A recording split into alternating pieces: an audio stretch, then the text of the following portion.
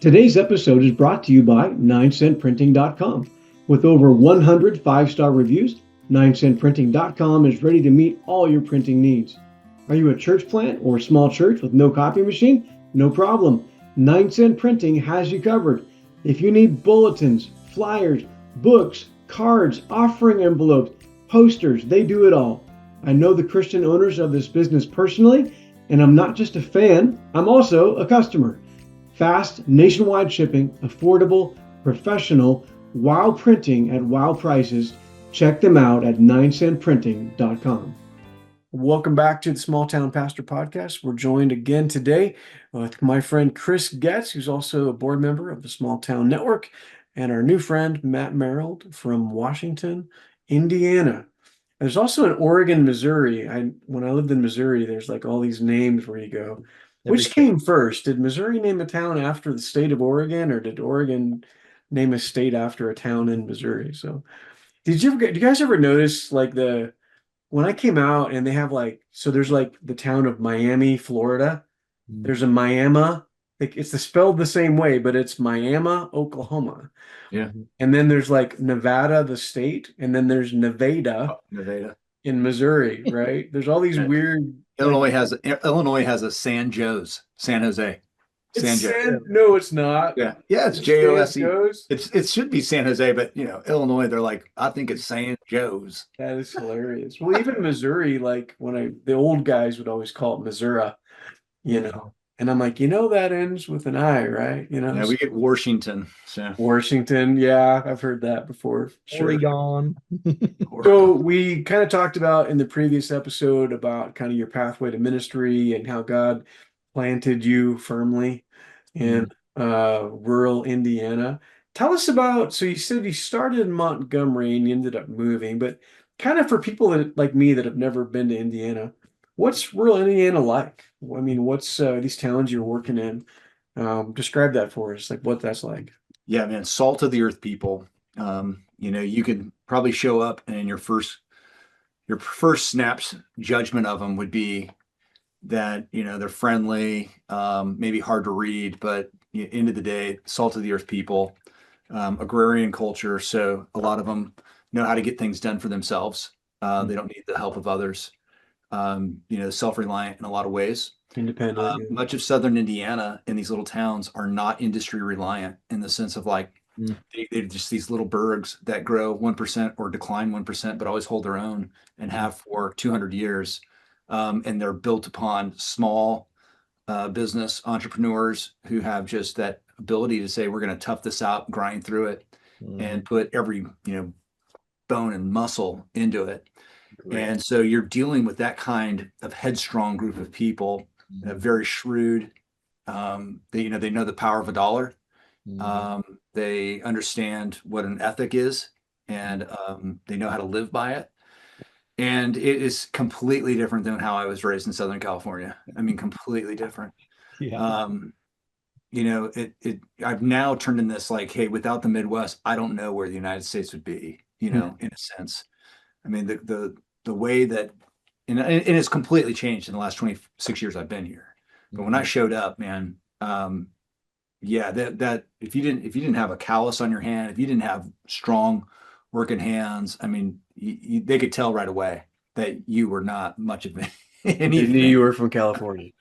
Yeah, and I had some calluses and some things going on, but nothing like. I mean, you grab onto these guys and you just shake the hand of a bear, a big old paw right there, and you're like, oh boy. Yeah, and they would call to it too, like, well, that's got a soft hand there, preacher, kind of a deal, Yeah, I've had remarks made like that at me before. Yeah. So, did you feel like it was hard to break into the community? Like, were you like an outsider at first? Yeah. So I took the mentality of I'm a missionary here. I'm a pilgrim in a land that I don't understand, and so I can either try to force them to adapt to me, which is not going to happen. They were not going to accept my ways, or I can do what I can, the best way I can, to adapt to them and adopt the culture and then minister in that way. So that's ultimately what was decided. I can't force them to be like me. I've got to try my best to adapt to them and minister and see what happens. And that's ultimately, what happened. How long would you say it took for you to feel like you were kind of part of it? And 7 years or more. 7 years? Yeah, I still don't feel a part of it, like, Really? I mean, I'm been here for a long time, but You're yeah, local. I still, there's just, yeah. Well, Chris, you obviously moved from like the West Coast to rural Kansas, where your wife's from. Did you feel like you were like an outsider for a while? Yeah, for a long time. In Yeah. fact, truthfully, this little town, the people that were born and raised here still don't consider me an insider. I've been here for 18 years and I'm still an outsider to the Garnetian clan, so they call themselves, the ones that were Right. born and raised, never left here, But Yeah. that's okay. They accept me. They just don't call me a local. Yeah. It's funny because, like at some point, like you've lived, longer in your Longer here than towns. anywhere else in my whole life. Yeah, that's right. Yep. Yeah. Yeah. But so you start off, you're young, you're in Montgomery, and you said previously that how big of a town was that roughly? So the town's about just right around 400, and the church was running on a good day, maybe 110 would be, an amazing Sunday. But Okay. typically average attendance was about 80 something. Okay. And it ran like that for about 3 years or so. Now, as I looked at your website, prior to you coming on, obviously I see like you have 3 locations and you seem Yeah. like you've got a pretty big footprint. Can you kind of walk us through, like, tell us the story of like how you went from Montgomery, Indiana to growing and 3 campuses, and there's obviously something's happened. So like Yeah. walk us through that. Yeah. So, I really take a lot of stock into, hey, I've got to adapt and become the missionary to this crew. And so I gave it like 3 years of doing really nothing at the church. Didn't change anything, just let them do their thing. And then after 3 years, really started investing into leadership, elders, and just telling them, hey, here's visions that I have, trying to match vision up with what they have. And they didn't have a vision. They didn't know what to do except to have church next Sunday. And so, finally they, were in a place where they were just kind of like, okay, we need to give him a shot. We need to allow him to do what he wants to do. And so with their backing and their encouragement and kind of their protection, I was allowed to make some changes. We were a church that, all extents of purposes, you just think of a church from the 1950s. That's exactly what was going on in that building Hmm. every single Sunday. Nothing had changed. The smells were the same. The look was the same. Everything was the same from, the building in 1950. The congregation was established in 1830 and had Wow. a long track history. Campbell had preached there, these great restoration movements. Really? That's Yeah, it's, crazy. it's, it has an incredible history, Yeah. and nothing has ever taken place there. And so, we're in the country, rural church, cemetery all surrounding it, archaic building. And, just over time, I just said, here's what we're going to do. We're going to become an outward focused church, and here's how that looks. And kind of here's our plan to get there and how we're going to get there. And over time, it began to build until the point where, it started to grow so much that we couldn't fit in the building anymore with multiple services. And so we had to relocate. And so we relocated to Washington because that's where the primary majority of our ministry was from, which is just 4 or 5 miles down the road. Okay, so it's And, like close by. yeah, real close by. And so you're drawing, was that the majority of your church because that's a bigger community and there's just more people there? Well, we made a distinct outreach program that was about busing kids in because they weren't going to come to us, so we went to them. And so we had a children's ministry that we did on Wednesday nights, and it would bring in about 260 kids or so every Wednesday night. So here's this congregation of about 120 people, and every Wednesday, 260 kids are coming to them, and we are able to minister to them. And then, over time, those kids are bringing families and bringing their, grandparents and bringing their mom and dad. And it was a really rough group of kids. And it was more like the kids that were like, we're going to pawn them off on you because we want to deal with them all night. And so we would feed them and we'd minister to them. We'd have them for almost 4 hours and then we'd send them back. But those kids over time, they would start to grow up and they realized of all the places in town that loved and cared for me, they were the ones that were authentic and real. Wow. And so that just continued on and built. And so now that's part of our legacy is that these the ministry is called Flipped. These flipped kids, we're all having families now, and they realize the church was instrumental in their upbringing. And that's just part one of our outreach philosophies and practices. And it was purposeful, and it was a church growth thing that gave us a lot of momentum, and that flywheel never stopped. And so, you just continue to grow. And I think once you get to a certain point of growth in a small town, it just begins to snowball. Especially if your ministries are real and authentic and done well, and you're really trying to minister towards the community and not just try to be a better church. You're trying to be the best church for your town. Mm-hmm.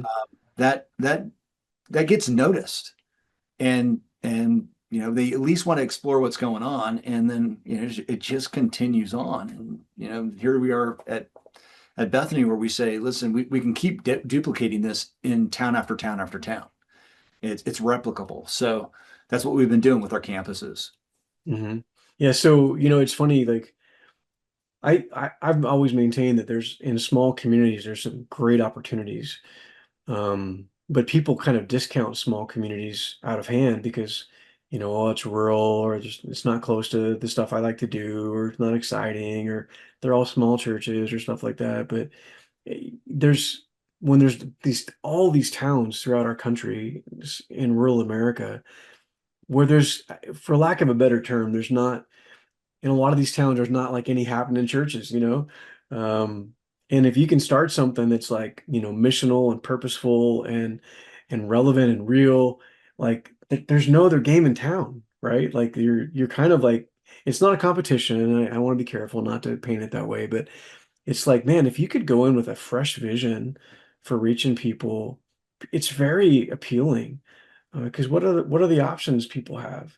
We're working in some towns right now where it's like 3, 4 churches have shut down in the last 3, 4 years, and there's opportunities, there's buildings, there's property, there's people that are hungry for something like you're describing. But man, trying to convince folks that like leaders, pastors, man, there's some great opportunities in these towns. A lot of them just don't see it. So I like the way you're talking about that. So how big were you? You've already moved. You've kind of obviously probably built, or would you guys build from scratch, or do you like Yeah, rehab we it? had just a virgin piece of property and built something new. Yeah. Okay, from scratch. How big were you when you decided to open up another location Um, let's see, we were probably running 1,200 when we decided to. in Washington? Yeah. And how big's that town? Washington is just about 10,000 Okay, so you have about a church that's about 10% running about 10% of your at population. that time. Yeah. Okay, at Yeah. that time. And then you decided to open up a second location. And how far away was your second location? So it's 20 miles down the road west of us in a town called Vincennes, and that's a Okay. bigger town. It's around 17,000 people. Okay. Yeah, and we opened up a campus there. So what's your kind of, for people that aren't real familiar with how multi-site goes, can you just kind of explain like how that works? Like you guys are a church in a smaller town and you decide to put a location in a bigger town 20 miles away. How does that work? Yeah, it starts with, you recognize that there's a capacity to who's going to come to, this building, and yet your ministry is still continuing, and you're reading the room and recognizing that your database and everything else is showing people driving, 60 miles to come to this building. And you go, what is going on, man? And then why? And so you start exploring through studies and other things, hey, the spiritual depletion of these other towns, and then, kind of the church depletion as well. And you realize, okay, listen, while there might be churches there, there's a huge amount of spiritual darkness in certain towns, and Bethany is uniquely equipped and resourced to go do something that is a pretty big influence for the kingdom. And so let's go do it. And so you basically turn it into a church plant, and we have a launch team and prayer teams, and we have founding teams, and it's a church plant structure, except for you're giving them mother church, to resource them, keep them attached to the umbilical cord in a lot of ways financially, get them attached to the umbilical cord where they're getting rich teaching from, a communicator that's made, you can't always find great communicators. And so, you couldn't just launch the church and go, well, I hope that guy's a good communicator, at a church of 100.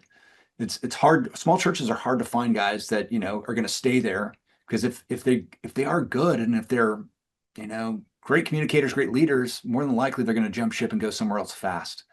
And most guys do not stick around, and give it the time. And so you're allowing all that to incubate, and then it just turns into, the ability for the congregation to minister well without having to like beg and plead for resource from other places.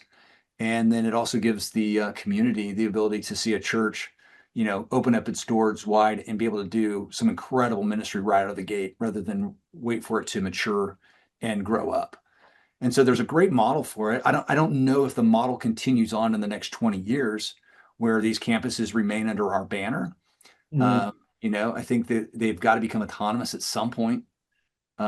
So, but I think it's an awesome strategy to plant churches, because you resource them, and you don't have a church planter begging and pleading for money, or trying to make make it happen, without all this resourcing. Our first Vincent staff started with 6 full-time staff people. What church plant gets to do that? And they were seasoned, and they knew our model, and they get broadcasted every Sunday. A great communicator, and I'm not saying just me. I'm saying you're great communication, in preaching, and so they come right out of the gate with all this amazing ministry. Right, right. Yeah, and it's ministry that's built around how can we, really reach this community, and how can we love on this community for Christ, and so it's a So win.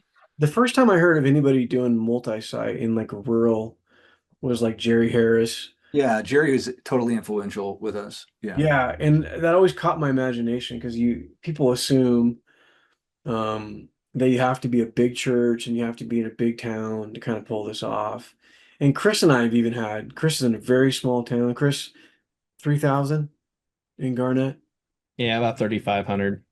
And so like we were driving around Garnett, like looking at littler, even smaller towns around Garnett and going, how could we get something cooking in one of these little towns that needs a church, right? Um, Hmm. our church runs like we've been running like 160, and we're planting our fourth and potentially in January our fifth church. And people always go, "Oh, you can't be a church planting church till you're like 500." And I'm like, "Really?" So my little, I got a little monologue there. But my question is like, as you send in like a multi-site, like a second location into a small community, how is that received?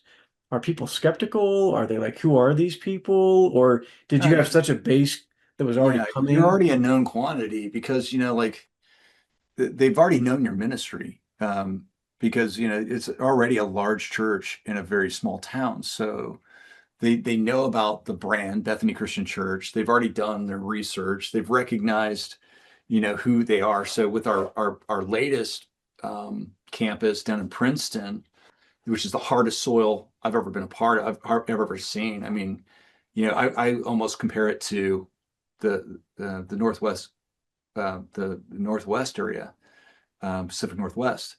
It's just like the amount of kickback against churches, and skeptical nature of churches, and the and organized religion is crazy. And that's just 40 minutes away from Washington. And so every little community has its own little, niche to it. And the heart of those folks is so, and I don't want to be, I don't want to be like demeaning, but so hard. We have so much pushback, down there, and they weren't skeptical, but yeah, there's a lot of people, and they've told us like, we're just waiting for you to fail, or we're waiting for someone to fail within your organization, because that's all that's happened down there in those churches.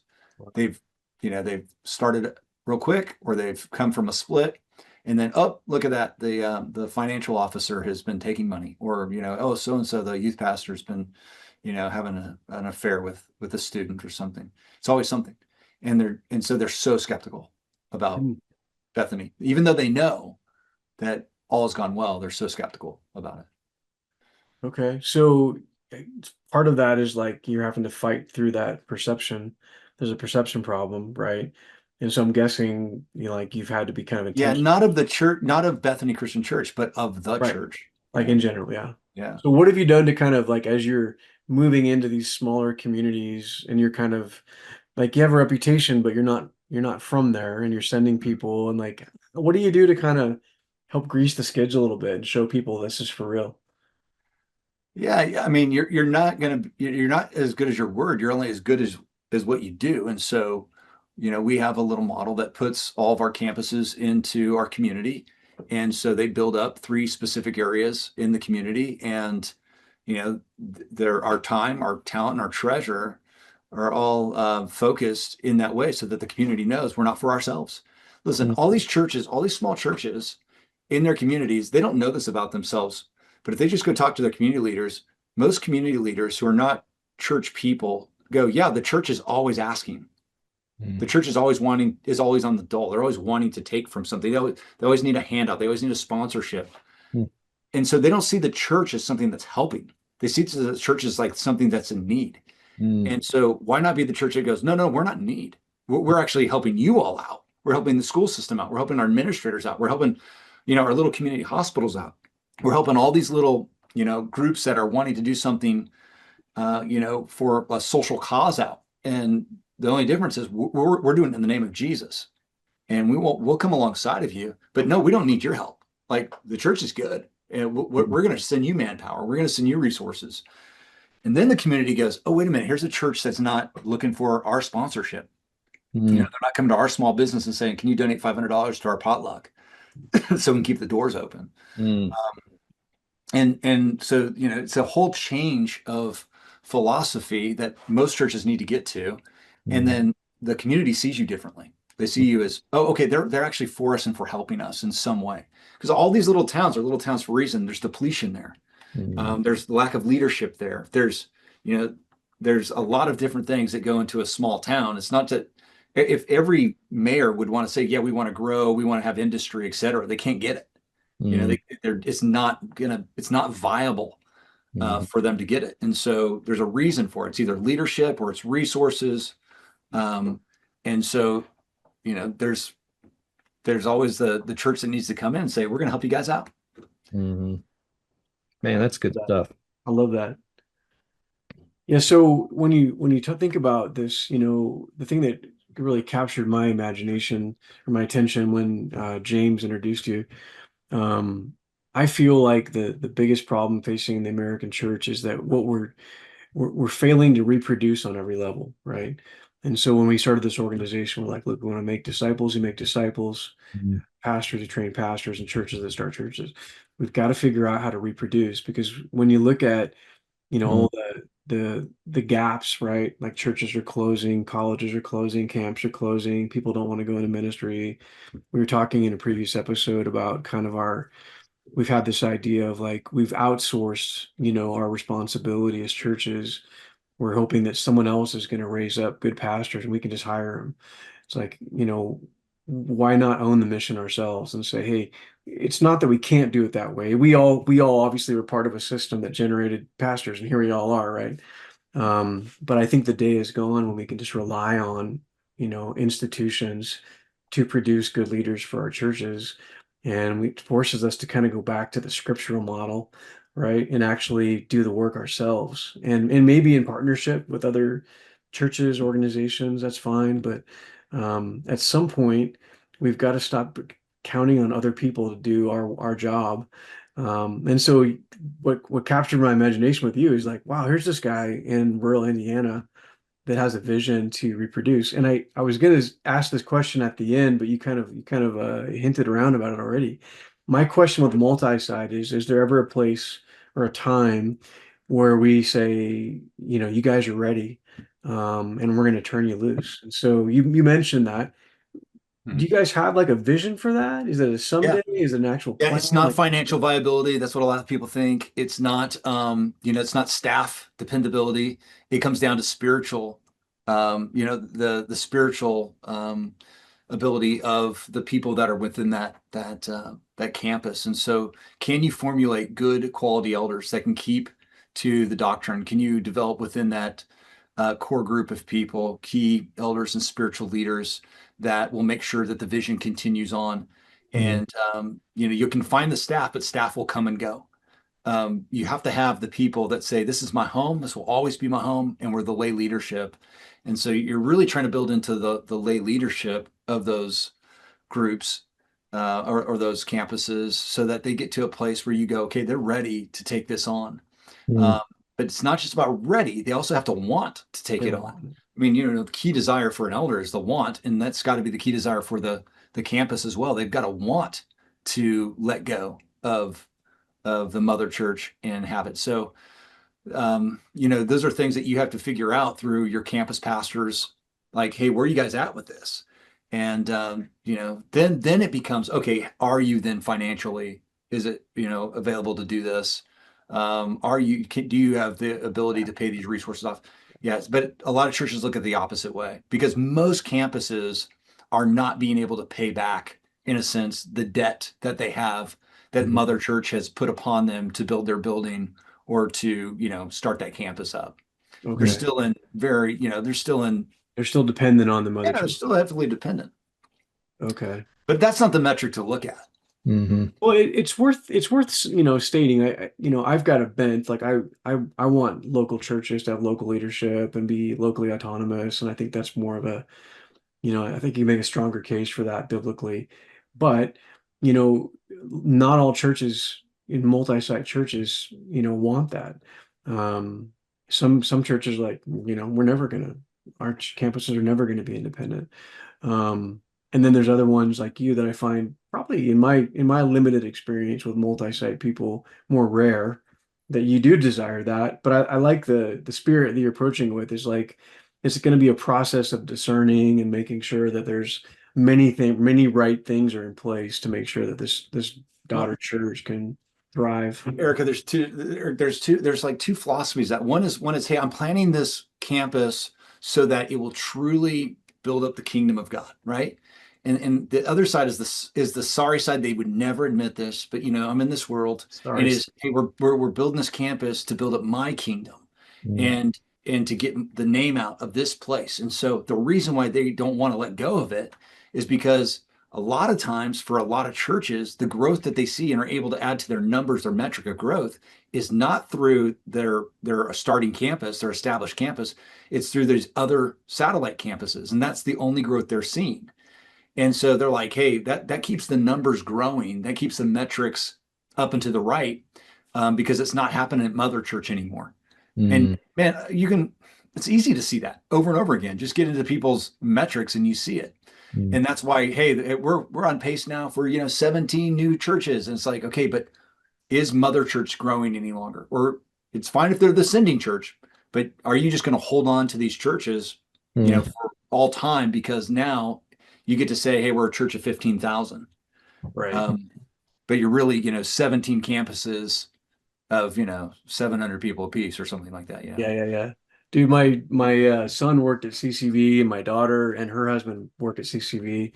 Yeah. And I'm not dogging on CCV, but it's interesting to, like, that the optics of all that and stuff. And so, like, for me, as we think about reproducible, we're like, hey, the bigger it gets, the more complex it gets, and the harder it is to reproduce. Mm-hmm. And so in our model, where we're targeting small communities like Chris's community, we're trying to recruit bivocational pastors, right? Big is probably not in the future of a lot of our churches. You never know. One might, God might do something cool.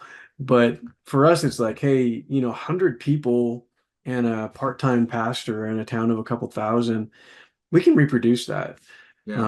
But the bigger it gets, I think the harder it is to reproduce, which is why I think most churches of, like, 5,000 have not planted a church of 5,000. It's hard to capture lightning in a bottle like that twice, And so, but I just love the spirit of that, though, that you're thinking like that. And also, there can be a virtue signaling on that side too, right? Where it may not, instead of dropping how many thousand people you have at your 5 locations, you can want to say, we've planted this many churches, and it's like, yeah, but are they healthy? Yeah. Right. Right. And healthy. Yeah, or church planting networks that are like, we've planted 20 churches in the last 20 years. That's great. How many of them are still going? Yeah. Right. And so I know that balance, for some of those that are listening right now, I know this statement is going to seem out of hand for them, but it's easy to create a crowd. Mm, Like, once you figure out how to do that and you're put into the system that allows you to do it, it's easy to create a crowd. It's hard mhm. to disciple the crowd. There you go. I was going to ask you that next. What's discipleship look like in your church Yeah. plan? Discipleship is hard because, well, right now there's two streams of thought. There's discipleship like, I'll throw this name out, like Renew would want, like Bobby Harrington and his crew would want, where it's one-on-one, pretty heavy stuff. And then there's others that are like, well, can we just do small groups? And I think it's somewhere there in the middle where it's like, hey, discipleship is a one-on-one process, but it also can be a group process as well. Mhm. But in big church world, a lot of churches think that discipleship is I'm going to get them into rooted, and then I'm going to get them into a small group, and that's discipleship. Mhm. There has to be a pathway in big church world, but I think every church has to admit they've got a pathway of sorts.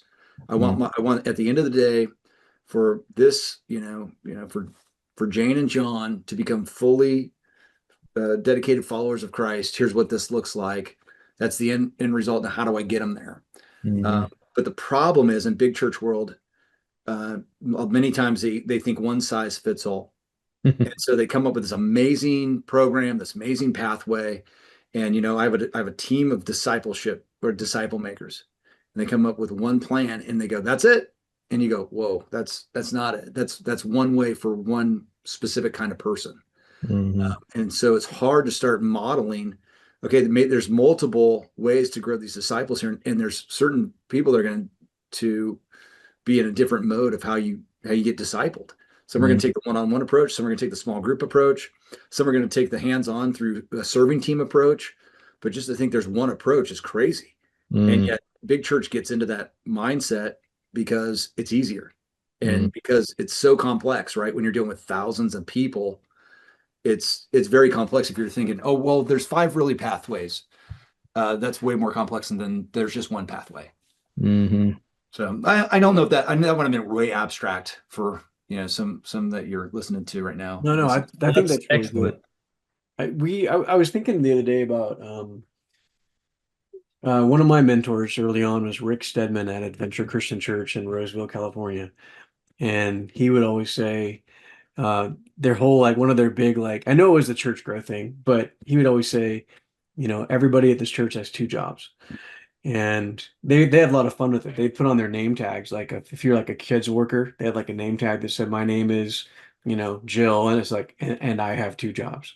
They'd have t-shirts that are like, ask me what my two jobs are. And then he would tell his staff, like, I'm going to ask your volunteers, I'm going to walk around Sunday morning and ask your volunteers what their two jobs are. And the two jobs are to do my job and train someone else to do my job. My job, yeah. And in a Mhm. weird way, I think that's kind of what discipleship is. It's like Yep. my ministry cannot stop with me. Mhm. Whatever I'm doing, whether I'm a worship leader or a kids worker, or custodial or whatever, my second job is to be recruiting the person behind me and training them to do what I know how to do. If you Mhm. think about like what I said about make disciples, train pastors, plant churches, that's kind of the embodiment of that simple vision. I have two jobs. Mhm. If we could activate everybody, and however that looks, whether it's a small group leader or a one-on-one discipleship or whatever, that's ultimately what it comes back to is that reproducibility. Um, is what we're doing reproducible? Have we made it reproducible, or are we just outsourcing that to a couple of professionals and expecting them to do it for, thousands of people? So, Yeah. man, Matt, it's been good talking with you today. We're out of time. I want to be respectful of your time, but great meeting you. Well, I know we had a couple of misfires, but we got it done, dude. So that's great. And Yeah. I'd love to come out to Indiana sometime and poke Well, we'd around love to host you guys for sure. going on, man. That'd be awesome. I met a guy in Michigan.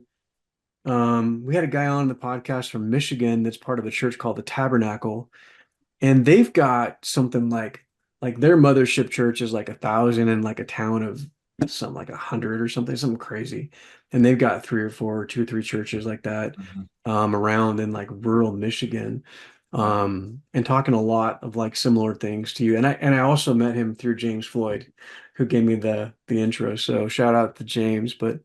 Appreciate you coming on today. Let me just go ahead and wrap this up real quick. For everyone listening, thanks for listening. Be sure and like or subscribe wherever you watch or listen. Thanks to our sponsors at 9centprinting.com. And if you're interested in Small Town Network, you can find us online at smalltownnetwork.com. If you believe in the importance of planting disciple-making churches in smaller communities, we'd love you to consider partnering with us in prayer and financial support. You've been listening to the Small Town Pastor Podcast. Today's episode is brought to you by 9centprinting.com. With over 100 5-star reviews, 9centprinting.com is ready to meet all your printing needs. Are you a church plant or a small church with no copy machine? No problem. 9cent Printing has you covered.